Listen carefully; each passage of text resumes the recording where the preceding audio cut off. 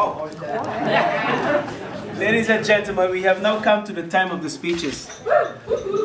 Can everyone pray silence to the father of the bride?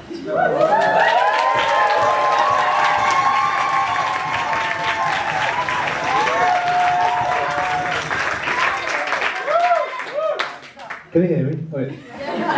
Good evening, ladies and gentlemen. My wife Jenny and I would like to extend a very warm welcome to Harry's parents, Sarah and George, and to all the relatives and friends who have joined us today to celebrate the marriage of Harry and Emma. And we all hope you're enjoying yourself. Yeah. Now the first thing I've got to say today, and I'm sure you'll agree that Emma looked absolutely stunning. Beautiful. And the dress.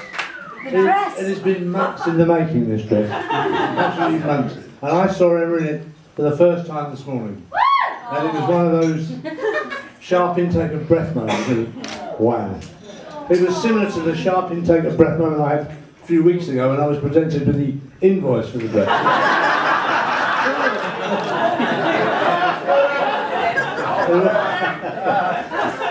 Now, and let's not forget the groom. The dashing groom, Harry, looking very smart today, sir. And he arrived on time, which was a major concern for Emma. Now, I'd like to, on this truly wonderful day, I would like to give a few thanks to people who helped to make the day just so. And firstly to Sarah and George for their contribution and support in bringing this day to fruition. And again to Sarah for all the help she's given Emma in the run up to the wedding, especially the organisation of all the flowers, beautiful. And to my dear wife Jenny, who was worried for England about this wedding. And she's been out hunting venues, searching out wedding fairs, sourcing dresses, and but she's thoroughly enjoyed it. She's done a whole host of other wedding accessories I can't begin to understand. But she's worried, but she's enjoyed it. In fact, she actually worried more about me today making this speech. And her advice this morning was that when you stand up to speak, don't jangle your chain. Don't wave your arms all over the place. Watch your grammar. Don't try to be too charming, that was it, too charming, witty or intellectual. Just be yourself.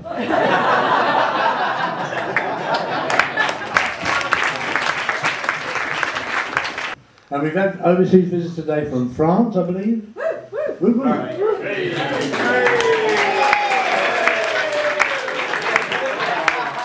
United States of America. And the Isle of Wight. Is that strong? And I would like to make a special mention now to Emma's cousin and my niece and goddaughter Carla, who together with her husband T.W. have come all the way from Los Angeles, California, especially to the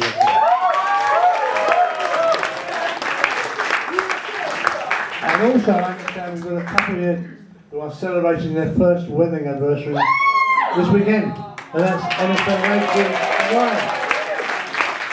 Congratulations. So let me tell you something about my Emma.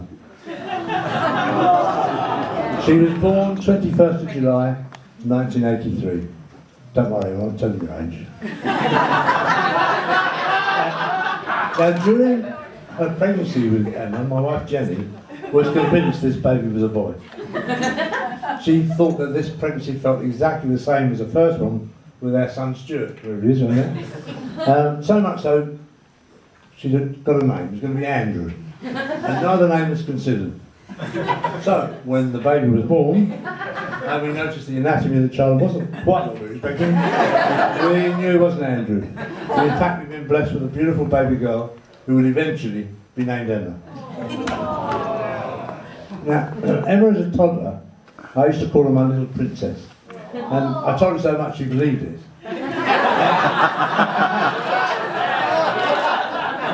And one day she said to me, Daddy says, because I'm a princess, one day I will marry a prince. And she has a very own Prince Harry.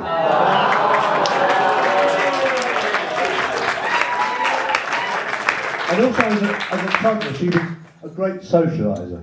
Socialised all the other children, always been all her life. And this got into trouble at school sometimes because of all the social. And one of her end of year reports actually said, we are pleased to see that Emma is managing to fit in some studies in between socialising all her friends. And interestingly, those friends, some who Emma first met at infant school, they're still the very best friends today, which I think says a lot. And they're here today as Emma's bridesmaids. I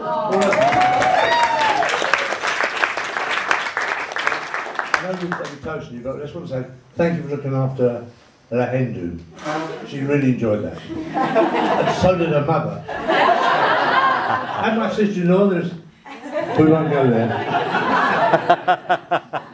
Now Emma as a child ran out many activities. She loved swimming, dancing, ballet, playing the piano and tennis was a big love of hers. And at the Farmer Lawn Tennis Club one year where she was the under 16s singles champion. Yeah. And then after school and sixth form, off to university in Leeds, where she had the time of her life and made lots of new friends. And a lot of them are here today. And after university, she come home and then went off to London to pursue a career. And she's done very well. I mean, currently she's at London Borough of Merton as Senior Communications Officer. But not everybody knows this, but 2 weeks ago, Emma was offered the job of Marketing Manager for London Fire Brigade.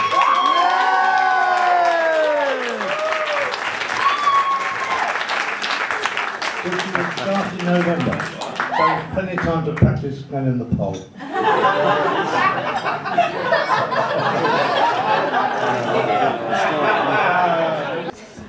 Now, Emma's come up to me 8 years ago and she said, Dad, I met a very nice young man who lives in West London and his name is Harry. Now at the time I didn't think much of it, but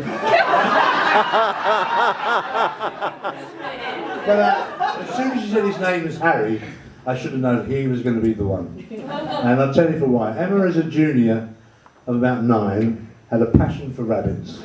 Not to eat, but as a pet. And we bought her one, this little white, fluffy dwarf rabbit, which she absolutely loved and adored. And she named it Harry.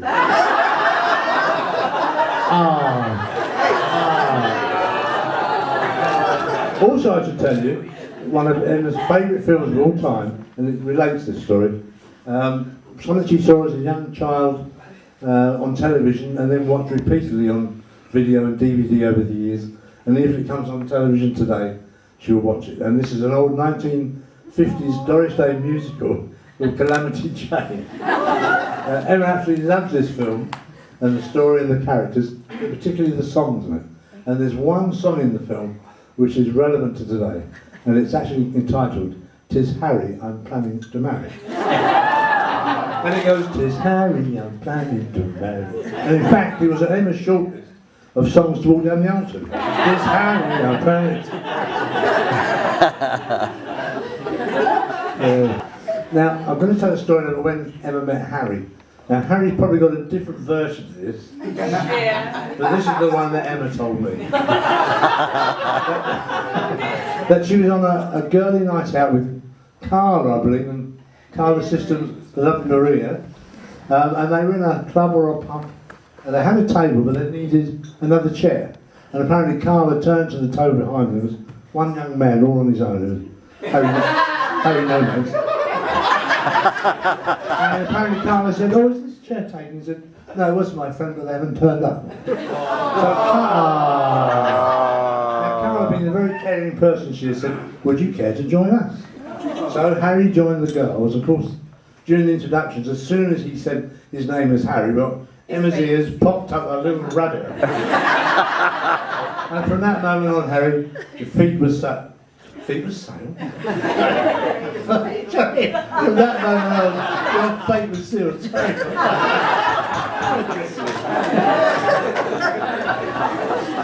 I've known Harry well over the last 8 years, and he comes to lots of our family gatherings, which are referred to as Harry and the Hendersons. And, we had lots of fun. We played lots of board games, bit of a clue thing on the table, or in this case, a bit of a Cluedo. But I've also found him to be a very caring and considerate young man, and he's helped demonstrate this many times. But the time that comes to mind is when he telephoned me just before last Christmas, and he said, "Cliff," he said, "I'm thinking of proposing to Emma, and I wanted to run it by you." Those are actual words, run it by you. Well, I was delighted. But he said, "I'm planning to do it Christmas Day, but please don't tell anybody yet, not even Jenny." He said, "Because Emma seems to be developing a rather nasty cold. And if she's not well at Christmas, I won't do it because it will spoil the moment for her." Which I thought was very considerate. And either that or he didn't really down on one knee with somebody above him with a runny nose. Anyway, Christmas came and Emma did have a cold, and it didn't happen. So I had to keep the secret, and I knew Sarah knew as well, for another week. So it happened December the 30th. And from that day to today, it's been, whistled by. Whistled by. So here we are now as the new Mrs. Francis, and Jenny and I are delighted, because Harry, we know Harry loves Emma very much, and he will look after, care for her, respect her, and also know he makes her very happy. So.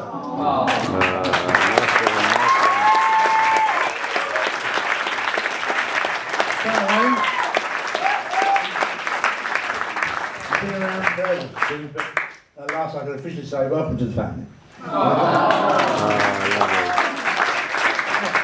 Finally, you're pleased now, down the bet's going, finally, as father of the bride, I should give, it's traditional, I should give the bride and groom some fatherly advice as they head up down the road into married life. So I thought a long time about this, but I wanted something profound to tell them, something that in years to come they would say, "Oh yeah, I remember my dad telling me that on my wedding day." So the first thing I thought of, which was, one good turn usually gets most of the duvet. I didn't think that was great. So I'd never go to bed in an argument, start and fight. And if the fight is over whether the glass is half full or half empty, then you miss the point, because either way, the barman has cheated you. And never judge a person unless you've walked at least a mile in their shoes. And then it doesn't matter because they're a mile away and you've got their shoes. And then it dawned on me what advice I should give. And for this I take you back to, is that Cornwall? I take you back to the day Emma was born. And I left the hospital to let mother and child bond. I went home to get our then young son Stuart to take him to the hospital to meet his new baby sister. And he was so excited. I took him to Jenny's room in the hospital, I took him up to the baby and said, "Stuart, meet your new baby sister, Andrew." We didn't know his name at the time. Anyway, they called in the room, I sat Stuart down in this small wicker chair, and I carefully put Emma in his arms. And and I remember looking at him as this little boy holding this brand new baby girl, and I stood back with Jenny and thought, well, it doesn't get much better than this. Oh. And really that's my message, really, is remember all the little things that happen in your life together, because one day you'll realise they're the big things. And so, ladies and gentlemen. Well said, well said.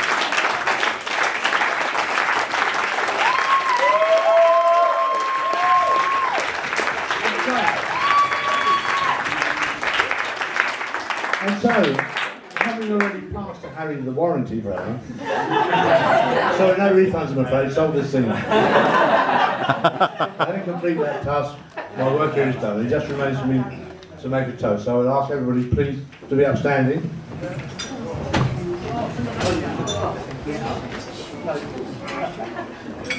Emma and Harry. Emma and Harry. I haven't finished yet. Emma and Harry, we wish you fun and excitement for the rest of the day. We wish you the fulfilment of all your hopes and dreams for tomorrow. And above all, we wish you good health, love, and happiness for the rest of your life together. Emma and Harry. Emma and Harry. Leave it at that.